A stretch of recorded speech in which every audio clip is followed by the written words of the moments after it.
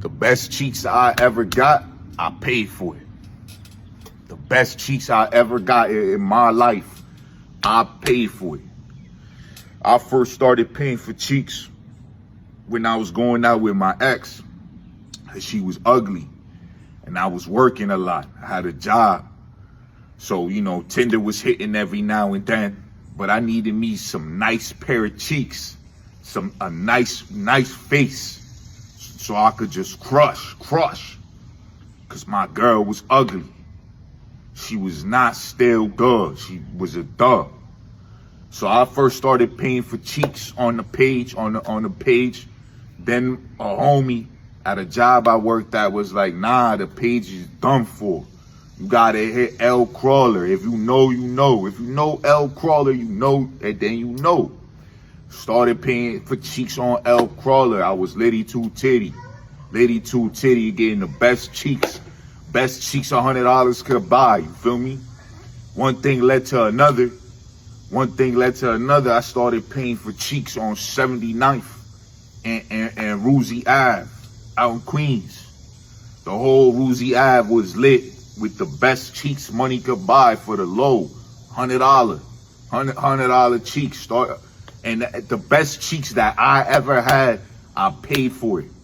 I paid. And you can't be a real man unless you pay for some cheeks. It's alright. If you gotta pay for some cheeks, it's alright. You still good. Don't feel bad. Don't think nothing of it. It's still good. You still good if you pay for some cheeks. And they gotta eat too. Those shorties selling cheeks, they gotta eat. They selling box, they gotta eat. But the best cheeks I got, I paid for it. It was the best cheeks I got. And I probably done paid for a lot of cheeks. I'm talking about I done spent racks on box. And I ain't afraid to say it. And I'm not ashamed to say it. Because it was the best boxes that I ever got. Best experiences. Learned a lot. Got my game up when it comes to that. You know what I'm saying? Made some connections. It's lit. It's lit. It's okay if you gotta pay for cheeks. It's okay.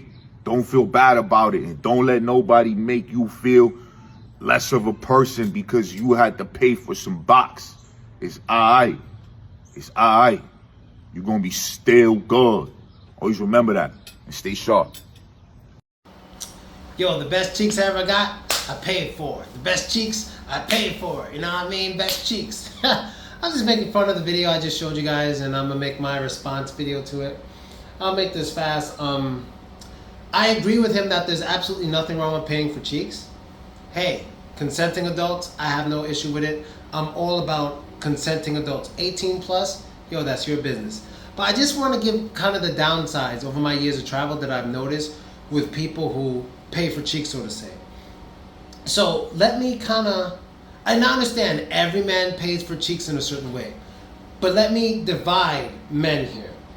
You got the men who may pay for cheeks from like normal women that may meet at a club or go to dinner with or something like that, and they're paying by buying dinner or something, or maybe they pay for cheeks from like some Instagram model or something that they fly out, you know. Basically things that normal guys can't do, where money is a part of the reason the girl's giving up the cheeks. Like maybe he also looks good, or he's famous, or he has business connections. Whatever it is, there's other reasons besides just the cash.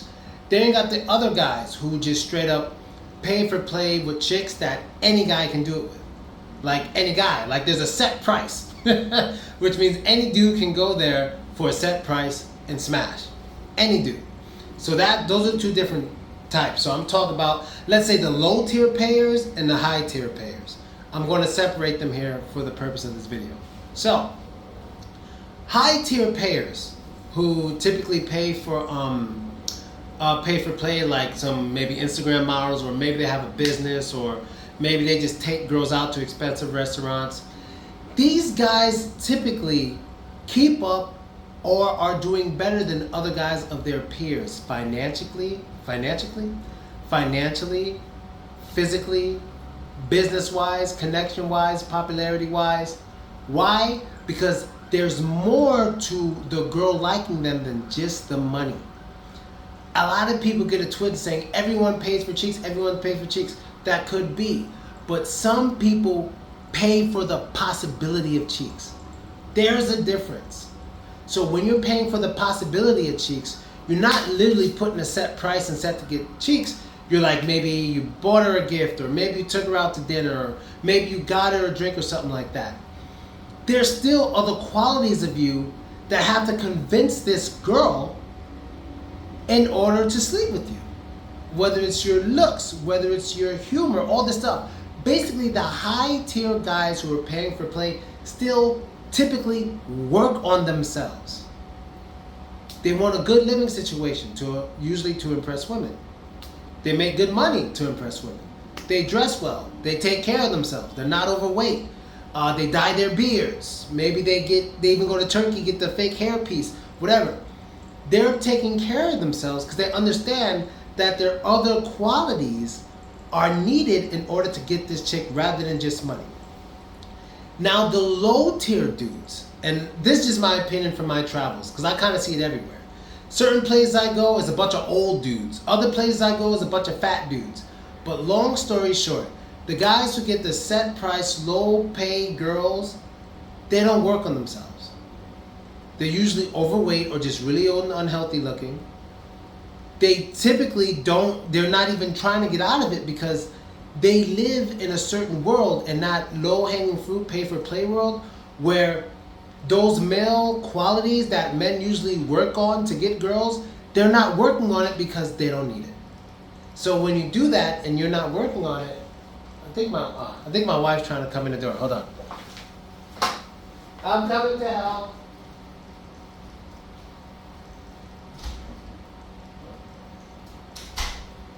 Okay, my bad as a neighbors, guys. Just the door's not too easy to open here.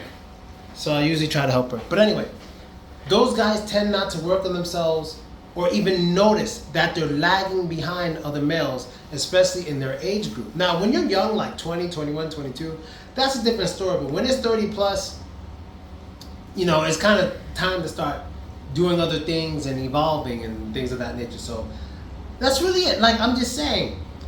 So I'll give an example. Once I was somewhere traveling and I was in this place, I got so comfortable there and I was like, wow, it's so easy to do this and that I stopped working on myself and I literally became overweight. Literally, no exaggeration, I became fat. I didn't make any videos at that time because I was fat, but I became fat. And I do have a picture I sent to my friends and stuff and some videos of me.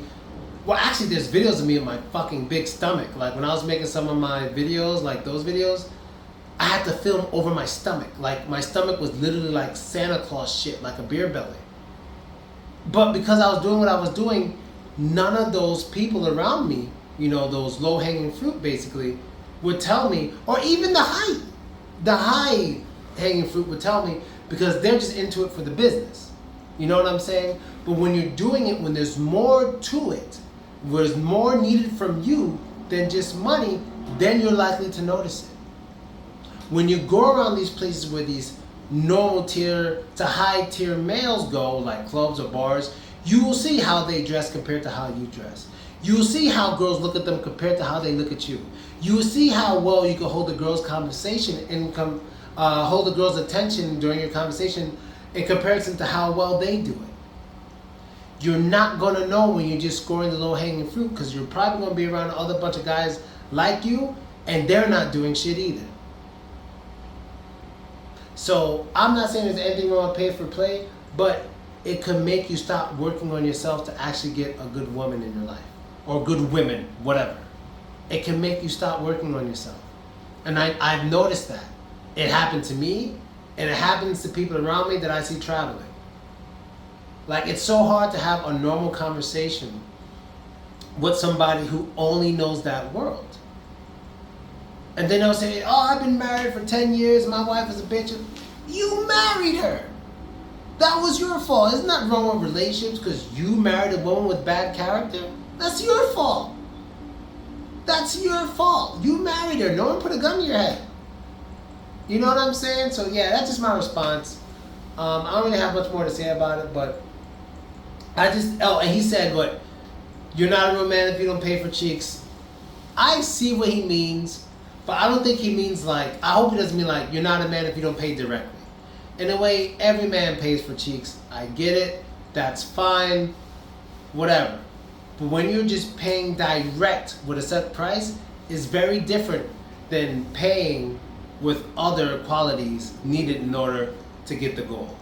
And as long as you work on those qualities that are usually required to get the goal, you're going to do well in life, financially and love-wise. And I'm out.